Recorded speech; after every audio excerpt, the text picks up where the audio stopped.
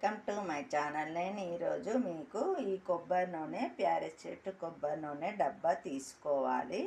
ఈ కొబ్బరి నూనెను మనము సరిపోనంత కొబ్బరి నూనెను ఇందులో పోసుకోవాలి. గిన్నెలో పోసుకొని స్టవ్ పైన పెట్టుకొని తర్వాత ఇది మందారం పువ్వులు ఇలా ఎండిపోయిన మందారం పువ్వులు, కరివేపాకు, తర్వాత మెంతులు వేసి నూనెలో మనము మంచిగా వీటిని ఇట్లా ఎండిపోయినట్టు అవుతుంది. నేను చూపిస్తాను. ఇప్పుడు పొయ్యి మీద పెట్టాలి. ఒక 20 వరకు మందారం పూలు కొద్దిగా ఎండిన తర్వాత వేసుకోవాలి. కరివేపాకేమో మరీ పచ్చి కాదు, పూర్తిగా ఎండింది కాకుండా మామూలు ఉన్నాయి వేసుకోవచ్చు.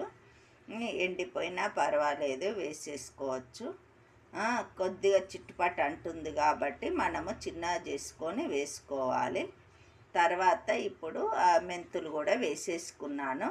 ఇవి పూర్తిగా నల్ల బ్లాక్ అయిన దాకా మనము ఉంచుకోవాలి నూనెలో.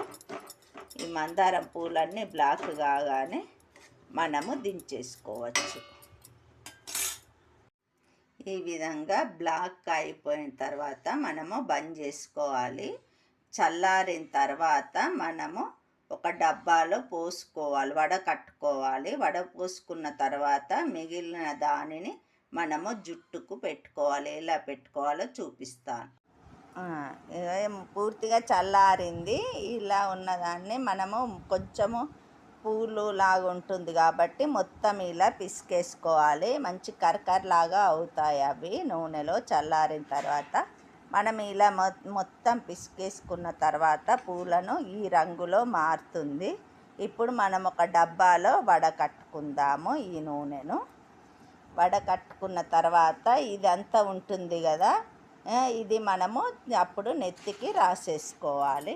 మనకు చాలా వెంట్రుకలు రాలడం తగ్గుతుంది, పెరుగుతుంది.